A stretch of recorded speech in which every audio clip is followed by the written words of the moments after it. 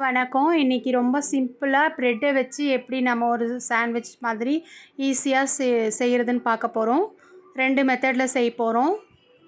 First ஒரு பேன்ல ஒரு 2 spoon oil இல்ல பட்டர் இல்ல நெய் எது வேணா விட்டுக்கோங்க. விட்டுட்டு பூண்டு ஒரு 2 பூண்டு பல்ல நல்லா குட்டி குட்டியா சீவி எடுத்துக்கோங்க. அதுக்கு மேலேயே கொத்தமல்லி தூவிக்கோங்க. ஒரே ஒரு பச்சை மிளகாவும் போட்டுக்கோங்க.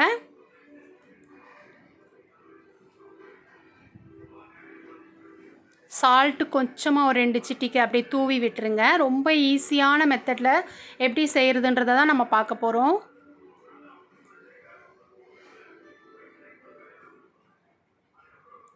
ஒரிகானோவும் அப்படியே மேலே லைட்டாக தூவி விட்டுருங்க. ஒரிகானோ இல்லைன்னா பெப்பர் தூள் கூட போட்டுக்கலாம். இப்போ ஒரு சீஸ் அப்படியே எடுத்து அந்த மேலே இருக்கிற கவரை பிரிச்சுட்டு அப்படியே மேலே வச்சிடலாம்.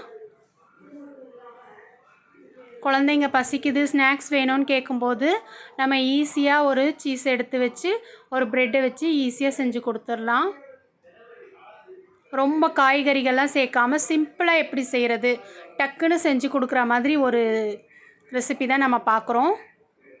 வீட்டில் காய்கறி இல்லை ஸ்நாக்ஸ் இல்லைன்னும் போது டக்குன்னு ஒரு சீஸ் எடுத்து போட்டு ஒரு ப்ரெட்டை வச்சு நம்ம இதை செய்ய போகிறோம்.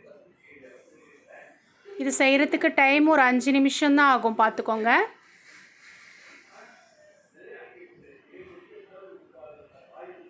செய்கிறதும் ரொம்ப ஈஸி, சட்டுன்னு செஞ்சு கொடுத்துடலாம். இப்போ சீஸ் நல்லா மெல்ட் ஆகிருக்கும். மெதுவாக திருப்பி போட்டுக்கோங்க. இப்போ 2 பக்கமும் சீஸ் நல்லா அப்ளை ஆயிடுச்சு. அவ்வளோதான், சூப்பரான ஒரு பிரெட் சாண்ட்விச் ஒரு சீஸ் வச்சு சூப்பராக செஞ்சிட்டோம். சிம்பிளாக எந்த அளவுக்கு சிம்பிளாக செய்ய முடியுமோ அந்த அளவுக்கு சிம்பிளாக நம்ம செஞ்சுருக்கோம். அவ்வளோதான், சூப்பராக இருக்கும் சாப்பிட்றதுக்கு. ஆனால் நம்ம ஒன்றுமே டைம் எடுத்துக்கல, டக்குன்னு செஞ்சிட்டோம். பாருங்கள், இப்போ பிச்சு காட்டுறேன் எந்த அளவுக்கு சீஸ் சூப்பராக மெல்ட் ஆகிருக்குன்னு. ஒரு சீஸ் ப்ரெட்டு சூப்பராக நம்ம செஞ்சிட்டோம். அவ்வளோதான், அப்படியே சாப்பிட்ற வேண்டியது தான். ரொம்ப ஹெல்த்தியான ஒரு ப்ரெட்டு சீஸ் ப்ரெட்டு செஞ்சிட்டோம். இப்போ நம்ம அடுத்ததாக ஸ்வீட் ப்ரெட் எப்படி செய்கிறதுன்னு பார்க்கலாம். இப்போ நம்ம ஸ்வீட் ப்ரெட் பார்க்க போகிறோம். சூப்பராக இருக்கும் ஸ்வீட் ப்ரெட்டு. ஈஸியாக எப்படி செய்யுதுன்னு பார்க்கலாம் வாங்க. ஃபஸ்ட்டு நம்ம அதுக்கு ஒரு 2 முட்டை உடச்சி எடுத்துக்கலாம்.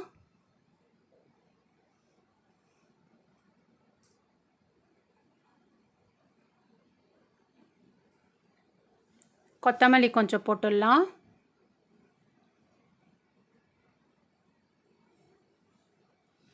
ஒரு 3 ஸ்பூன் அளவுக்கு சர்க்கரை சேர்த்துக்கோங்க. உங்கள் ஸ்வீட்டுக்கு தகுந்தாப்பில் நீங்கள் கூட குறைச்சி போட்டுக்கலாம்.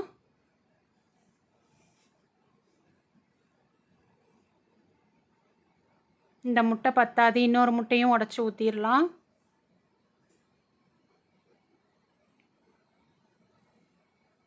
ரொம்ப ஈஸியாக சட்டுன்னு செய்கிற மாதிரி தான் நம்ம இது செஞ்சுருக்கோம். நிறைய வெஜிடபிள்ஸ்லாம் எதுவுமே சேர்க்காம சட்டுன்னு செஞ்சிடலாம். இன்னொரு முட்டையும் உடச்சி ஊற்றிட்டோம் பாருங்கள். ரொம்ப சிம்பிளாக முட்டை சர்க்கரை அவ்வளோதான். இதை வச்சு இதில் கொஞ்சம் பால் வேணும்னாலும் ஒரு 2 ஸ்பூன் பால் விட்டுக்கலாம். நான் அதை பாலெல்லாம் கூட சேர்க்கலை. இப்போ இதில் நல்லா அந்த ப்ரெட்டை முக்கி எடுத்துட்டு நம்ம பேனில் போட்டுற வேண்டியது தான். நினச்ச உடனே டக்குன்னு நம்ம வீட்டில் இருக்கிற 2 பொருளை வச்சு சூப்பராக செஞ்சிடலாம். இப்போ பேனில் கொஞ்சம் பட்டர் தடவிட்டு இந்த முட்டையில் நல்லா டிப் பண்ணி எடுத்து போட்டுட்டு செஞ்சு எடுத்துட வேண்டியது தான். அவ்வளோதான், சூப்பரான ஸ்வீட் ப்ரெட் ரெடி.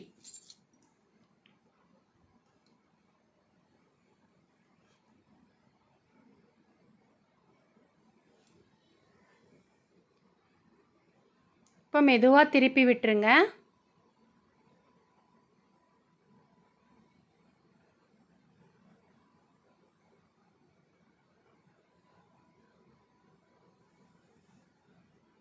அவ்வளோதான், ரெடி ஆயிடுச்சு.